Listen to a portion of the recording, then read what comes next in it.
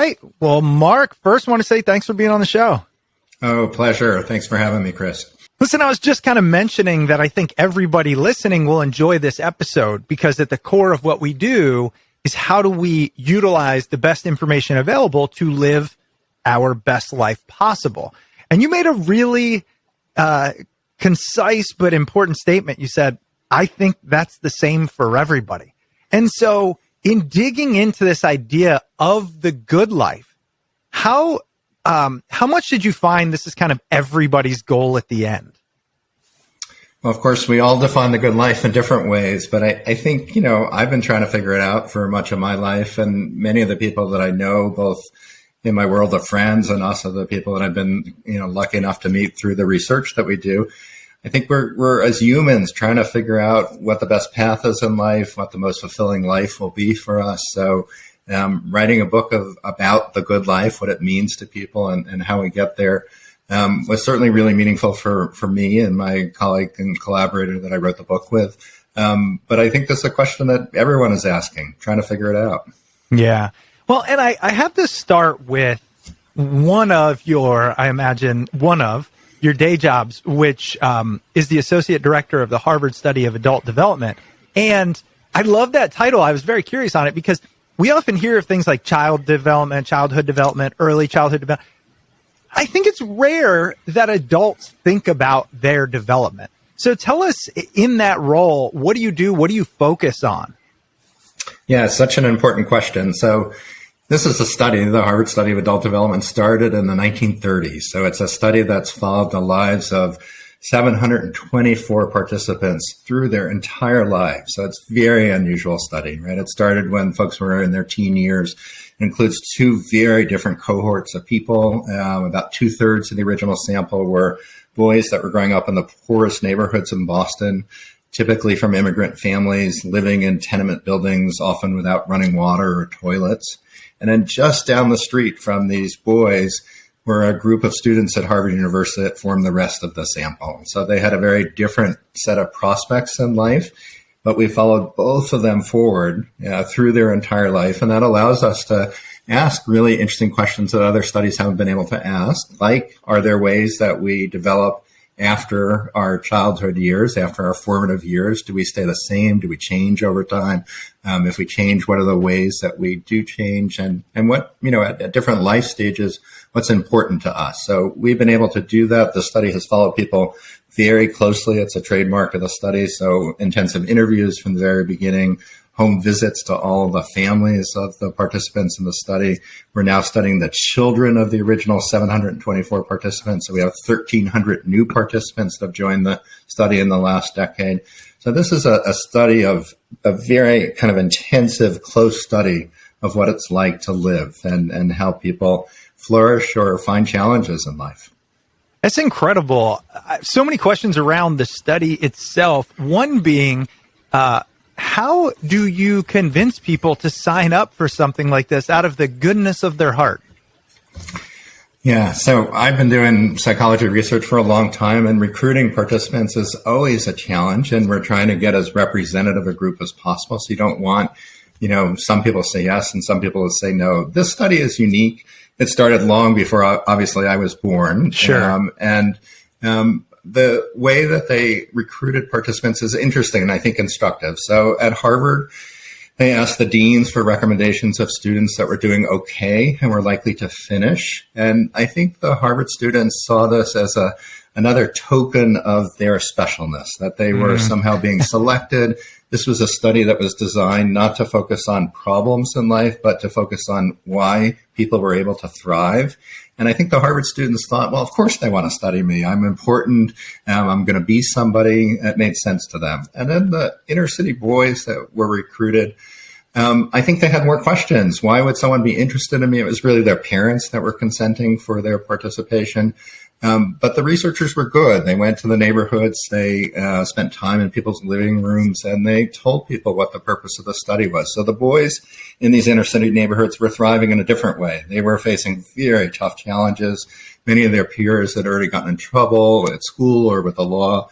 And these participants were folks that were doing okay. These were kids that were doing well despite the challenges of growing up in these very poor neighborhoods with all sorts of paths that could have taken them down a kind of road in life that would have been much more difficult. So, we were lucky to get these participants. And I would say the other amazing thing about this study is the participation rate. So, participation rates over 85% across 80 years is quite extraordinary and very unusual for a study. So we've tried to teach to treat participants with respect and dignity. One of the things we work very hard is to protect their confidentiality. I think people have appreciated in some ways the opportunity to participate in a study that has had some value to others. And also, one of the things that we learned, late in life, we asked the participants, what's it been like? What's been your experience of being in the study? And many of them talked about it being kind of helpful to check in about where their lives are at different points, to reflect on their experience.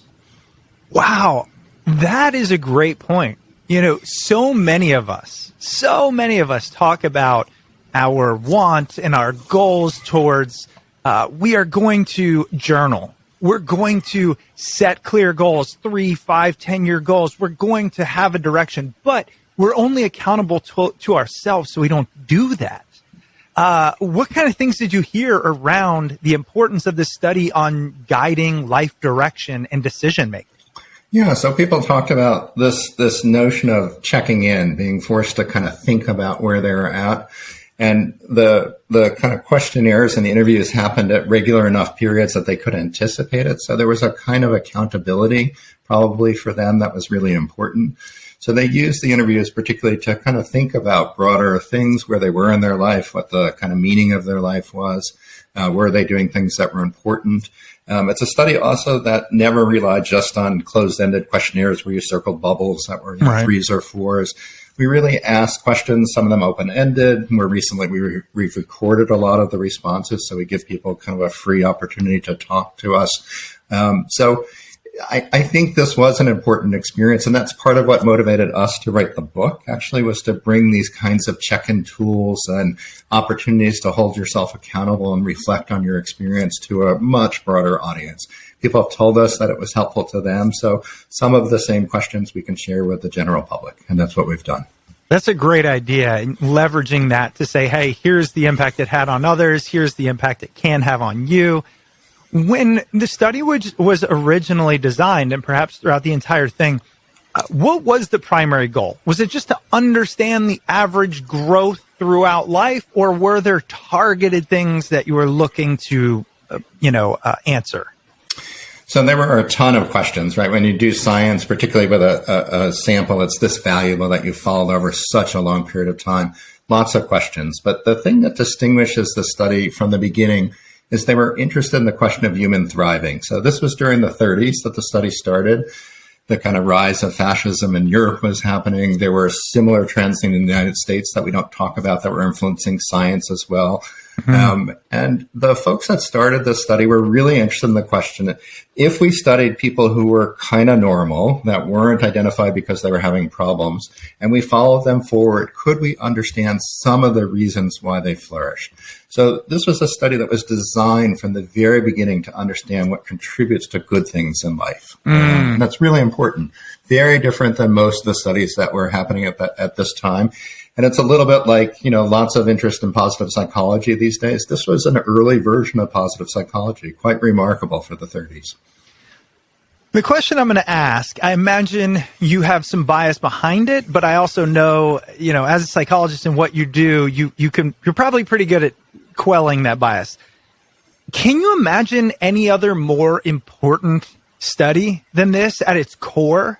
If we can answer the question, what leads to a quality life, what else matters?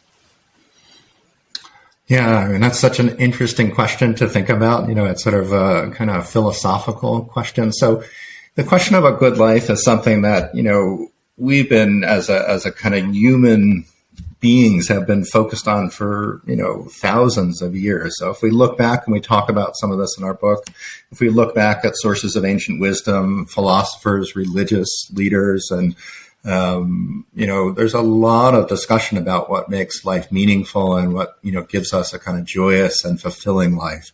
So I think this is clearly an important question.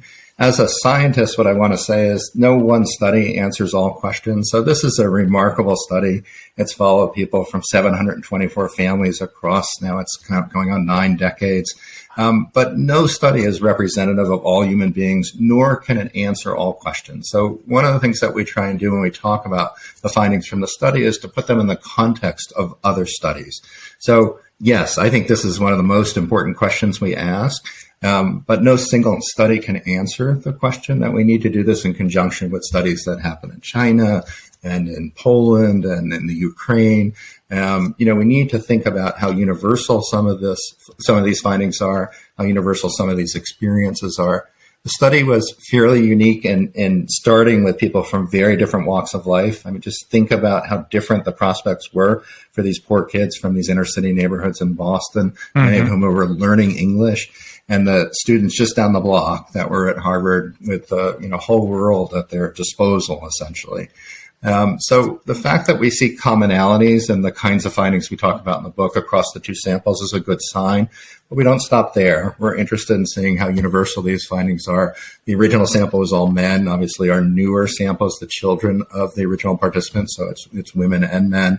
But we look hard to find for studies that show the same signal of findings.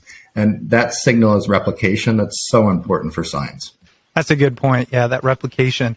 I think I read JFK was in the original group. Is that true?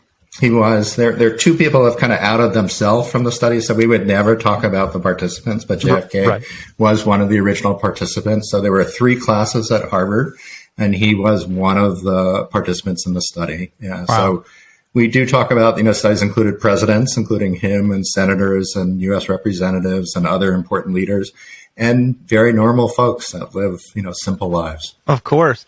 So, of course, we're going to dig into as much as possible. The thing that keeps jumping out at me, when you look at these 2 separate groups, what surprised you about the similarities despite their differences?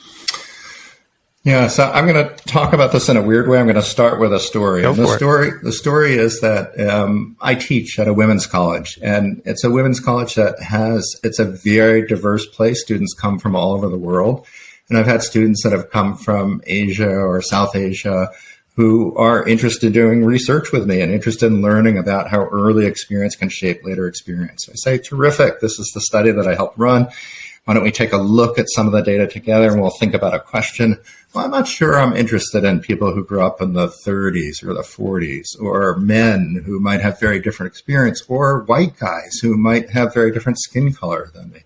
I said, well, why don't you read some of the cases, and then we'll talk about it. And we describe one of these examples in the book. So students will come back and they'll say, this is incredible. Like, I imagine their lives to be so different than my own. But when I read about their experiences and get beneath the surface of who they are, they're struggling with the same things that I was struggling with in my 20s, trying to figure out, what my lot in life, trying to find a meaningful path in life.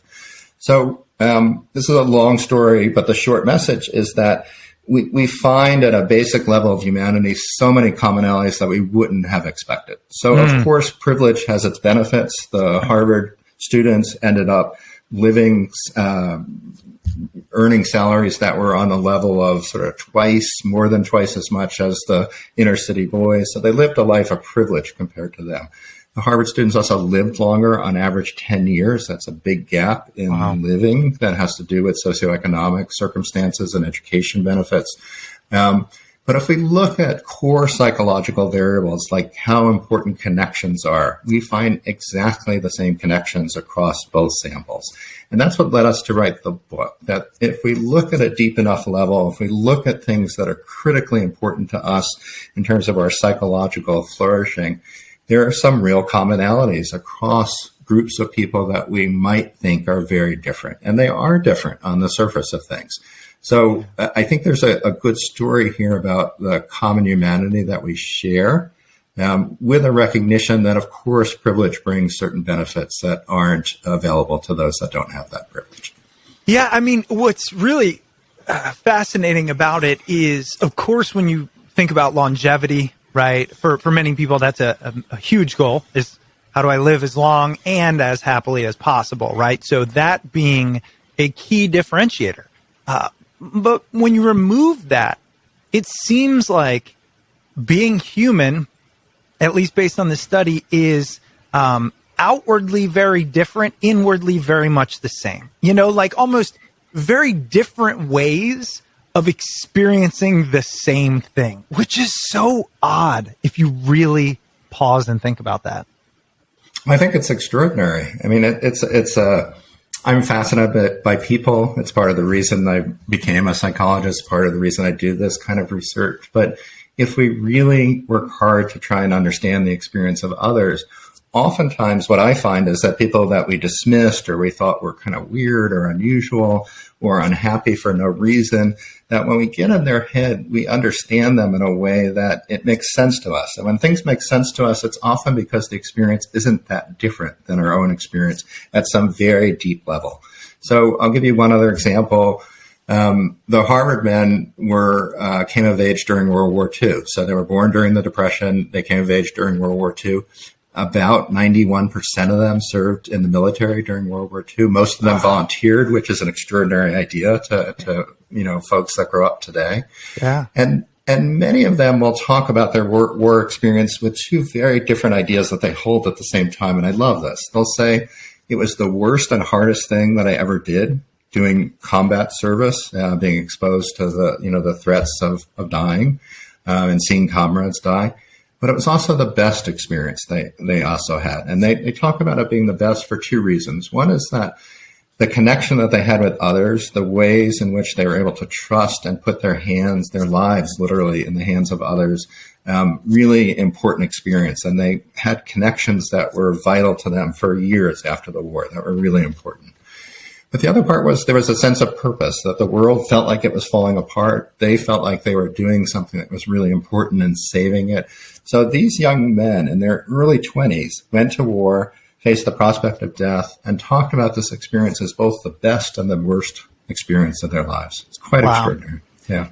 That actually makes me think of something, this idea of grit, toughness. I'm wondering if the group with the lower socioeconomic status, did you find that one of their advantages was they developed the ability to deal with struggle better? Therefore, they might be able to honestly deal with life better? Something I've always been curious about. Yeah, this is something that's been interesting for me too, and I've wondered about it in this study and other studies that I've done. And what I'll say is, if you step back and you look at the two cohorts, there are folks that are successful in both cohorts, and there are folks that live lives that are unfulfilling and not particularly successful by any measure. So I think background has an impact, again, on the nature of opportunities that you have. But if you step back and look at the big picture, there are paths to flourishing and to success that are possible for both of those groups. Your question, though, is about whether a little bit of adversity helps us build character. And I think that is a message in the study, that we tend to, particularly today, when many of us are able to live a life in which we don't have to worry about feeding ourselves and shelter, that we have a certain degree of comfort in life that historically wasn't present. And this cohort, again, was born in the 20s and 1910s.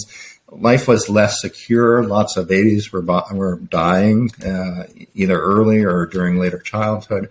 So they were exposed to more insecurity. War happened, and it happened again fairly quickly.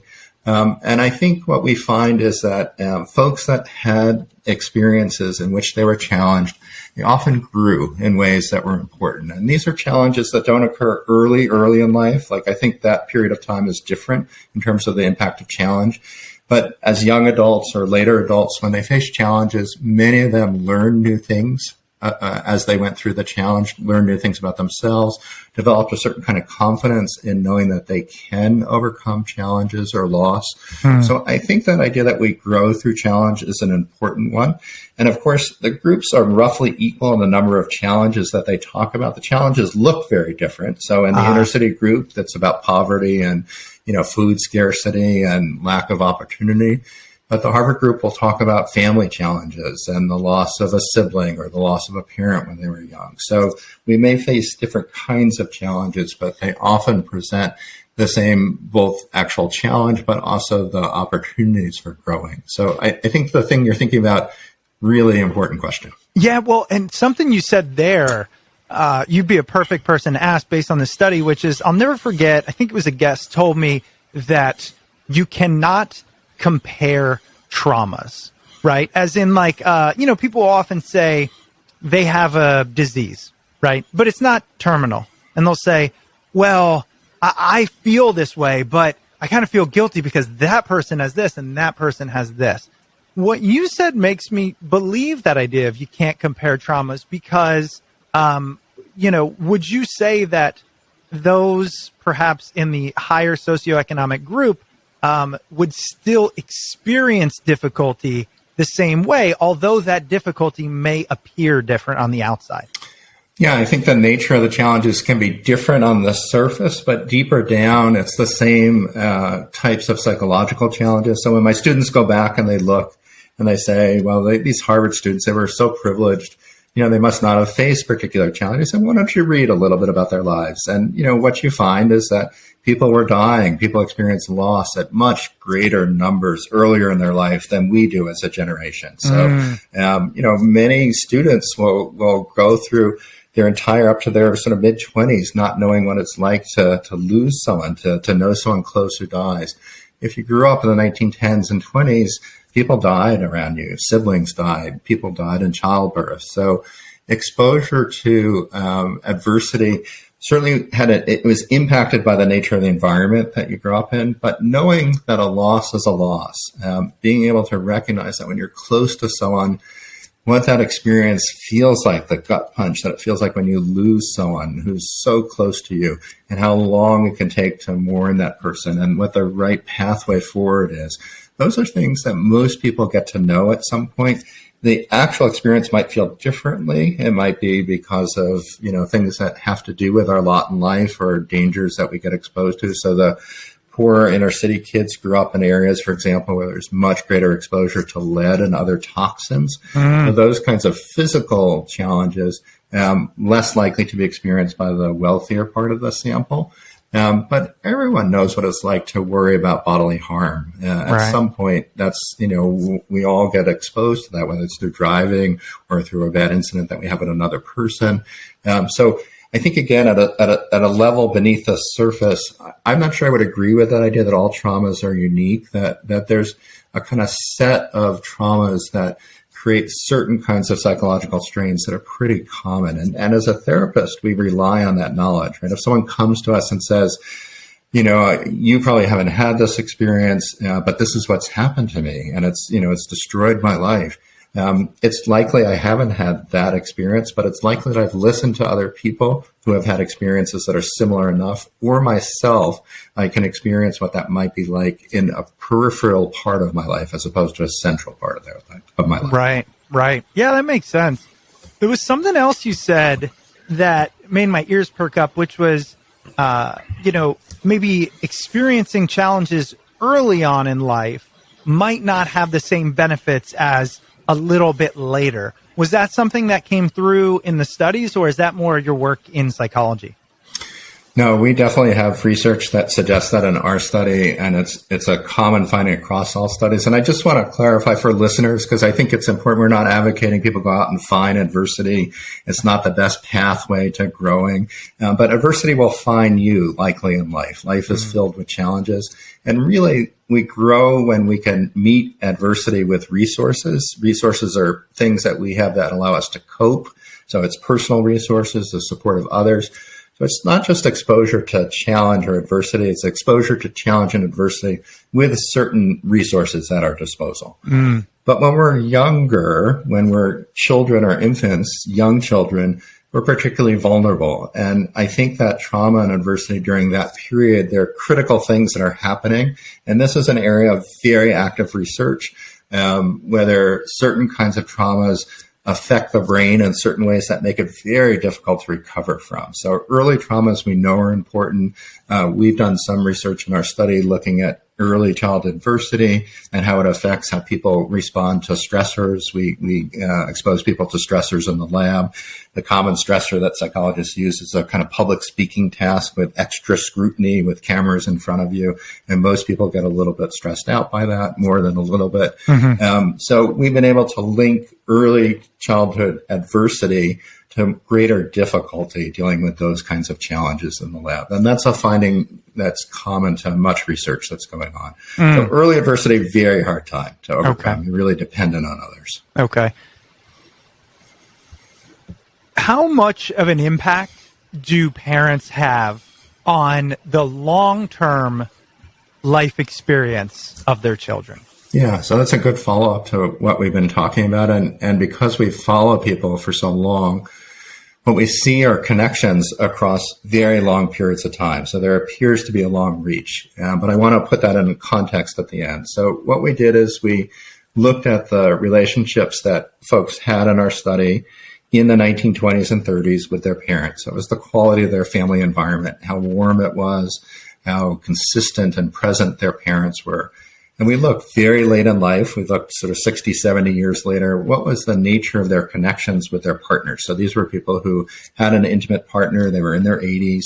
And what we found is that folks that grew up in warmer, more consistent, more structured, predictable childhood environments had closer and stronger connections with their partners late in life. And that's across 6-7 decades, which is a remarkable connection across time. What's important to think about, Chris, is that the reasons for that connection are probably complicated. So some of it is probably genetic, that there's genes that run in families that probably have to do with good connections early on and later. We don't think that's all it is, though. That we also did some analyses that suggested to us that one of the mechanisms for connecting early life with later life functioning in close relationships is the way that we regulate our emotions, the ways that we deal with emotions that we have or challenges that we have in our life. And what we found is that people who had better childhoods dealt with emotions in a way that was different than folks that had more difficult childhoods. And the way that it was more adaptive is that they tended to lean into negative emotions. So they tended to acknowledge negative emotions and challenges in their world. And they did this in a way that was consistent with the nature of the challenge. It didn't distort the nature of the challenge or deny it in any way. And equally important, it allowed them to access the support of others in their network. So if we don't talk about a problem we're having, we can't take advantage of this magic pill that relationships present that help us get through challenges.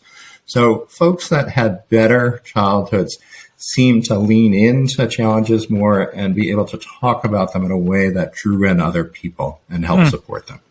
Yeah, it's almost like one of the primary things that parents do is model relationships, right? And I have 2 kids, and so I think about how one of the primary things I do is teach them how to exist in the world. But it's almost like, yes, of course that, but think about the primary thing they're witnessing is how I interact in a group setting, in a familial setting, in an intimate setting. And that is one of the primary instructions that they get. Absolutely. So critical. So we talk a lot about the ways in which parents, they both provide a model in the way that you're suggesting. But in some ways, it's even more vital. As parents, you get in there, you can think about an infant that's crying. You get in there and soothe that infant in a way that helps calm the infant. And you're teaching the infant some skills about the ability to calm oneself and soothe oneself. Eventually, you want that to become something that the infant or child can do for him or herself, that you don't want to always have to be the one that calms the child externally. But we teach them by modeling. We also teach them directly how to calm their bodies, how to feel secure in situations that are not familiar. So you have kids and you go to a playground and there are noisy kids around. And if the kid's young enough, they're going to look back at you and, say, Dad, is it okay? Can I go to the playground or should I stay with you? And parents handle this differently, but we're teaching kids in that moment whether exploration is good when there's uncertainty, or whether staying close and being cautious is the appropriate path forward. So, yeah, we have lots of ways that we can teach kids about their paths forward. Mark, I'm gonna tell you a statement I have often made, and so it's not really perfect interview etiquette here, but whatever, it's a conversation, okay? And I want you to tell me, in all of your wisdom, research, and background, how true or false you think this statement is and why. I've long said that it's very hard, or not very, it's harder to screw up children than you think as a parent, but once you reach the tipping point, you can screw them up extremely badly. What do you think about that? I think there's a lot of that I would say holds some truth, that as parents, we worry about every little thing that we do and wanting to do the right thing. So we read books, we ask for advice, we obsess about doing things the right way. And part of it isn't just the specifics. It's really, are we present? Are we there for our kids? Are we interested in their experience? Are we able to pay attention to them without getting distracted by our phones and work? A real challenge for people these days. So there's a kind of meta issue that's beyond the specific behaviors. That's really our engagement as parents. That's really critical. And it's part of love. In the book, we argue that attention is one of our most important forms of love. It's a precious resource. And I think what kids need is our attention, our protection, and our willingness to let them learn things, to help them learn things. The other side of what you said is also important, that there's probably a tipping point where we can mess up. And boy, kids can really get messed up by the actions of their parents. They can struggle with that for years. So the stakes are high in that way. But I know, and you probably know, as it sounds like the dad of young kids, you look around and there are a lot of parents that are distracted from their role. It's hard for them just to be there with their kids. And that's a societal challenge that we have. I work hard. I have a job. I have a few day jobs. You talked about, the study. I'm a professor. I do some therapy work. And my kids know that I've worked hard, but my kids also know that I will be there. And then I am there for them. And that's a really important message to send. Yeah. That's a great kind of way to distill that, the attention piece.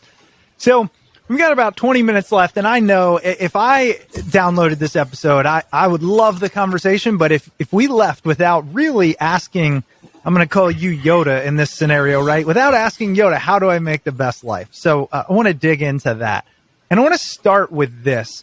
Let's imagine I'm your son. I'm about 16 years old. So I'm not quite really into adulthood, but I'm figuring out my way. And you could only tell me one thing, one tip, one tidbit on how to live the good life, right? One piece of advice out of all this research. What would it be? Yeah, such a good question. And what I want to say is partly why it's such a good question is that we do want to think about the differences across the lifespan. So a 16-year-old, I would say something different, certainly to my son, than I might say to someone who's 60 years old. So at 16, I think what's important about the good life is thinking about what's important, what you think 16-year-olds and adolescents really worried about moral questions and doing the right thing. So what do you think is important?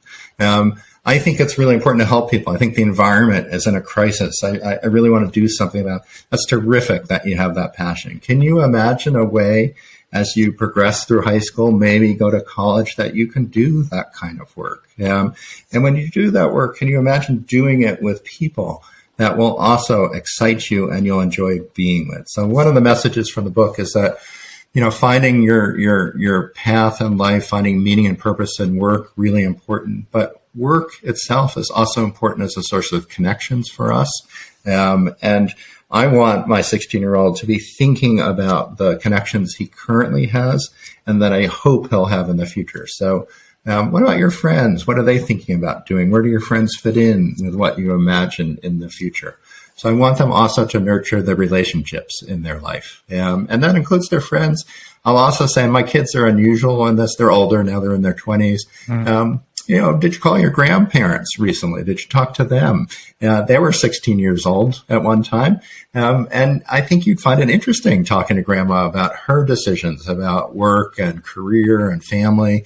Have you ever asked her about that? I bet she'd be willing to talk to you about that. So that would be the kind of conversation I'd have with my son, and I did have as they were growing up. I have two boys. I can imagine. So they get to ask Yoda all the questions about. Well, yeah. So certainly to them, I'm far from Yoda. Right. Yeah. I can imagine. You said something interesting, which I wouldn't have thought of, which is this advice changes as we age. What kind of things did the study reveal about the way we think differently as we age about what a good life is? Yeah. So this relates to a question we talked about earlier, Chris, that the field of adult development is a relatively recent one in psychology. We used to think that it was just kids that developed, and studies like ours that have followed people through adulthood, we realize that people change. So one of the remarkable things that I think your listeners might be surprised, I was surprised when I read the research.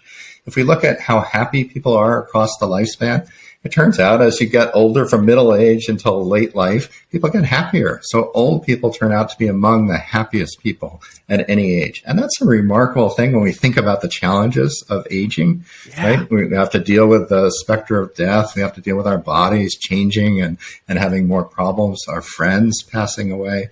So there's some remarkable things that you notice when you follow people across adulthood. And I think our life stages are important, that in our teens, we're trying to figure out meaning and purpose and big questions. In our 20s, we're kind of trying to pursue a path in life that's meaningful for us in terms of work. We're trying to figure out our way in intimate relationships and whether that can be a part of our experience or not. And things change. In midlife, we may be stuck in a rut, feeling like there's some predictability in our life, but it's also boring in a way that our life has lost some of its meaning. Later in life, really important to feel like you're connected to the world in a way that people will remember you, that you'll leave a legacy. And for a lot of people, what that means is they lean into doing things for younger people, mentoring or guiding them, or having conversations with their grandkids about what the old days are like. So as we age, the things that are most important to us change. Our perch changes in a certain way. And that's part of what we mean by these sort of generational divide and the friction that comes with that. But it's also an opportunity to connect, right? So interesting that I'm teaching at a university. 20-year-olds have very different worldviews than I do about certain things. And one of the great things about teaching is I get to learn about those views and why they hold views that are very different. So it's an opportunity for us to learn about each other. Yeah.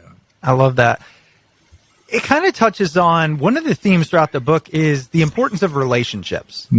Could you tell us about, some of the surprising things you realized about it's not just a nice to have, it's literally almost built into our DNA seemingly.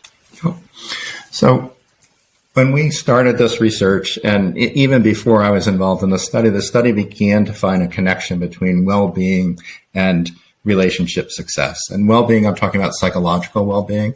And that's not maybe that surprising if we look at the ancients, whether it's philosophical traditions or religious traditions.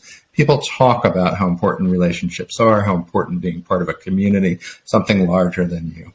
What was surprising to us were the number of findings that we started to accumulate and other research also began to show as well, between relationships and physical well-being. So in our own research, we found that relationships help people go through difficult medical challenges with less experience of pain. We find that close relationships predict better memory function when people are in their 80s, so it may protect people against some cognitive decline. Number of other studies have shown the ways in which relationships literally get under our skin and change our inflammatory processes and our immunological responses to disease. So we're finding more and more the ways in which relationships affect our physical health and our cognitive health, our brain health as well. And I think, with hindsight, maybe not surprising, but as these findings accumulated, they really surprised us. We weren't sure that, our findings were right. Were other labs finding it? In fact, other labs were finding it. And when we think about it now, the part that makes sense to us is that if we think about our close relationships, and I think the best example is if you think back to that first romantic connection that you ever had, and you can remember that feeling in your body. Maybe it was associated with the first kiss that you have. It's a kind of jolt of energy that's associated with emotion that pours through our body in ways that are quite recognizable to most people. And then on the other hand, we can think about the times when we're very stressed. And again, we can feel that in our body. So it's very clear that relationships can be a vehicle for transmitting those kinds of emotions that affect our body and its functioning. So we're finding, I'll give you one other example. We're finding in recent research we've done, if we look at relationship adversity, so challenges in relationships, it could be the experience of loneliness or it could be difficult experiences early on. We find that it's connected with a particular epigenetic pattern. So epigenetics is how our genes get expressed or they stop getting expressed at different points in our life. And the epigenetic expression patterns are really important. So the genes that are turned on are genes that are associated with more inflammation. Wow. And the genes that are turned off are genes that are associated with our body's ability to fight bacteria and viruses. So wow. Stress, particularly relational stress, has an impact on inflammatory processes, which we know are bad for us. And it has an impact on our ability to fight, invaders, microbes and viruses and things like that. Wow. I mean, it's incredible. Yeah. Not that we're geneticists, but you could almost imagine a world in which the reason for that is evolutionary. Like those of us who are better at creating, maintaining, nurturing relationships are better off procreating, right? So if they can live longer, they can procreate more. That would make sense. I don't know if it's proven, but Well, it's hard to prove these kinds of genetic arguments, but that's the argument, and I believe it. Wow. And, if we think about it, it goes back even earlier than that we're social animals because our survival depended on it, right? We needed to come together to provide shelter and protection from the things that were hunting us in the wild. So that very early on, we were selected for people that were able to cooperate socially. And that sort of pressure is still with us. It's not that ancient in terms of our evolutionary timeline. And I think that's part of it. That's what people invoke when we think about the significant public health risk that we associate with loneliness, right? So if you look at surveys of many cultures, including our own in the U.S., 20 to 40-something% of people report being lonely. And loneliness is associated with premature aging and dying. And it's a public health risk on the order of smoking and obesity, we now know, so that it has similar kinds of risks. And this probably is connected to what you are bringing up, that sort of genetic push towards being social creatures. That's incredible. I've heard the argument, but I've never really thought as deeply about the reasoning behind it, which is pretty incredible. Go ahead. Yeah, I was just going to add that one of the things, this is the fun part of writing a book and stepping back and thinking about, why is it that relationships are so powerfully connected to physical health? And I think you could make a list. And at some point I want to do this. I could probably get up to about 100 reasons why relationships might have some benefits for health, right? So there are obvious ones that we all think about, that we often have people that we just experience our greatest joys with. They're fun to be with. We laugh and just feel relaxed in a way that we're not with other people. That's good for our bodies. It helps us recover from stress. When we're stressed, people help us in so many ways that we don't fully recognize. They help us deal with our feelings. They call us out when we're doing silly things. They know stuff that we don't know, so they provide a pathway forward. So I feel like, there's a scene in the Cyrano, the original work, and also in the movies that depict this, where he talks about, it's a kind of response to being insulted because of the length of his nose. And he comes up, it's a Steve Martin rule in a movie. He comes up with 10 better insults than someone else comes up with. And I want to, under pressure, come up with 100 ways that relationships can be that magic pill that helps us move forward with our health. I think there's so many ways, and they're not recognized enough by people. All right. I'm waiting on that book, Mark. When you write it, you're the coming next back. One. Okay. Yeah. A couple of things here. One is, you talk about in the book that, what it's like, or let me rephrase this. What commonalities did you find are happening in people's thoughts. So, we can't see other people's thoughts, but you all obviously got as close as possible to hearing multiple people's thoughts. What were some of those similarities? Yeah, so one example I can give you, Chris, is when folks were later in their life, in their 80s, we asked them, we did a study that we call a daily diary study, and this has to do with the kind of methods that we use. So because folks were in their 80s and not necessarily internet or phone friendly, we called them every night and we asked them to give us details about what their day was like, who they were with, what they were thinking, what some of the challenges were like. And then each night we asked a kind of bigger question. And one of the nights we asked them about regrets.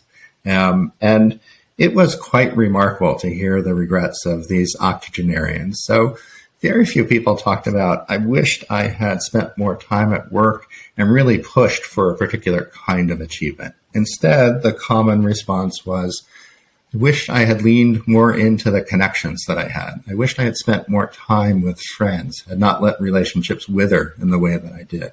I wished I had been kinder to people in my family or to my wife or to my partner. So people talked a lot about wishing they had spent more time investing in connections and wishing that they had done it with greater intention and gentleness as part of what they talked about. There was another theme that was prevalent, which is a lot of people talked about, and this is older people with wisdom talking, I think. We accumulate this as we get older, wishing they had spent less time when they were younger worrying about what other people thought about what they were doing. Imagine. Yeah. I can only imagine. Which brings me to this. Many of these things, people either intuit or have heard, right? That they've been given this advice from elders, whatever it might be. Why is it that we have all these ways of knowing this? We have your study. We have our parents. We have our grandparents. We have our intuition. Yet, many of us still make the same mistakes around doing things that we think make us happy and don't. Yeah. So I'm going to give you two reasons. One is that we know from lots of research that we're not the most rational creatures, that we don't always make the decisions that are right for us. And that's particularly true in this place where rationality is a funny thing to talk about. So psychologists talk about the fact that humans are poor affective forecasters. So affective forecasting is what's going to make us happy. And I'm going to give you one good example of this. There's a famous study that was done by researchers at the University of Chicago. And what they're interested in is the benefits that people get from talking to casual acquaintances or even strangers. So what they did is they caught people on their commute in Chicago, busy city, before they got on a bus or a train. And they said, what do you think would happen if you talked to a stranger on your commute? And almost everyone said, I don't want to do that. It would make me miserable. I just want to be alone. I want to sleep. I want to listen to music. I want to listen to a podcast, read a book. I don't want to deal with anyone else or do work. That was the other thing they said. So they said, okay, we're psychologists. We're cruel. We're going to give you randomly an assignment to do. You can do as you usually do, which is not talk to folks. Some of you are going to randomly assign to talk to people. And then they caught them at the end of the commute when they got off the bus and the train. And the people who were randomly assigned to talk to strangers, they reported, lo and behold, that they were happier, that they found it kind of a jolt of energy talking to someone that they didn't know. And they felt like they were going to work with a different kind of posture and outlook than they had typically, where they were focused more inward. So one idea about why we don't do what's good for us, even though we keep hearing it from different sources, is we're not very good about applying it to our own lives, that we're not good at forecasting it.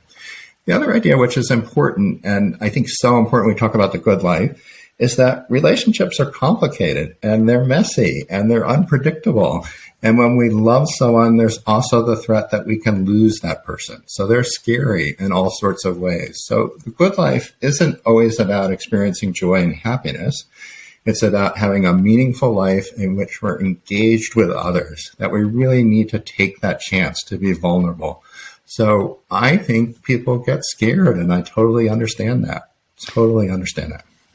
I just had this revelation. And again, you might just know it, but I just interviewed somebody not too long ago, and we were talking about, this is a very common knowledge, but like the human body is lazy, wants to preserve energy, right? So if you start thinking about it from a physiological perspective, if we want to preserve energy, our brain has more area dedicated to survival, protection than the others. Maybe that's one of the reasons, right? Is take your example. We might logically know that talking to somebody on a train is going to make us happier. But the part of our brain that's larger and more powerful says, you don't know them. Maybe it's dangerous. It's extra energy. It's there's they're no not gonna like certainty. us. There's Or no they're not gonna like predictability. us. Yeah, Exactly. they can judge me. So it's preservation of self-safety that prevents us from truly thriving to an extent. I think that's right on, that there are all sorts of risks that we take when we talk to strangers, but it's not just strangers, right? It's in our intimate connections with our partners. You know, there's a dance about when we're going to have an intimate moment, how much we're going to talk to each other rather than sort of leave some space. That there's all this going in and out of relationships, leaning in and leaning out, that we regulate in close relationships and in relationships that are more distant, that involves making us vulnerable or not. And I think there is a big part of our brain that says, protect yourself, protect yourself, protect yourself. More so for people who have already had difficult experiences. I lived in California for a time, and there was a bumper sticker that I saw there that I've never seen anywhere else, but I loved. It said, now that I've given up hope, I feel much better. And the irony there that I love about that is that there's a truth there, right? If we don't wish for something, if we don't put ourselves out there and take a risk, we avoid the disappointment and the experience of loss. It's a safer path in life. But what we discovered by looking at all of these folks across, 8 decades of their life and now their children, is that risk and making ourselves vulnerable is an important part of life. So that big part of our brain that says, watch out, you could get hurt. We need to think about the benefits. And talking to strangers, the benefit is that we get this kind of jolt of energy that makes us feel more alert, more awake, happier, excited about being at work. It's the same issue, we live in a weird time coming out of COVID. A lot of people still working remotely or hybrid. Do we really want to come in and have this meeting in person? It's such a pain to do the commute. When people come in and see each other, I have experienced this over the last year or two for the first time without masks. It's kind of an experience, right? Wow. Yeah. This feels good. I forgot what your whole body looks like. I forgot what it was like to be in a room with that movement that you have when you're talking. Yeah. There's a way in which connection buoys us and gives us energy that we forget. Yeah. That's incredible. Well, Marc, other than, and we're going to talk about the book and where to find you, but other than read the book, for those that are curious enough right now and then they want to do their research, where would you advocate they start based on the research to move towards their best life? Yeah, so we like to think about, like, relationships are in the domain of what we call social fitness. And it's just like physical fitness, that we need to think about using our muscles in this domain. Otherwise, they're going to wither. So it means starting with a kind of assessment. Where am I at? How are my relationships going? Are there people in my life that I value that I'm not seeing enough? Or that I'm seeing, but the relationship has been such that the interactions are depleting rather than energizing in the way that I would like them to be. And then you want to commit yourself to telling that person, I'd like to spend more time together. Chris, I enjoy our chat. Let's go out and have coffee sometime, or maybe we can do it on a regular basis. And so observing, reflecting, thinking about where to commit, and then using your attention and your time, which are your most valuable resources, to really work on that connection. New Year's, great time. Beginning of the new year, great time to think about who are the people in your life that you want to spend more time with. You want to improve that connection. Commit to doing it. So it could be coffee, it could be a walk, it could be a Zoom conversation. Those are good places to start, I would say.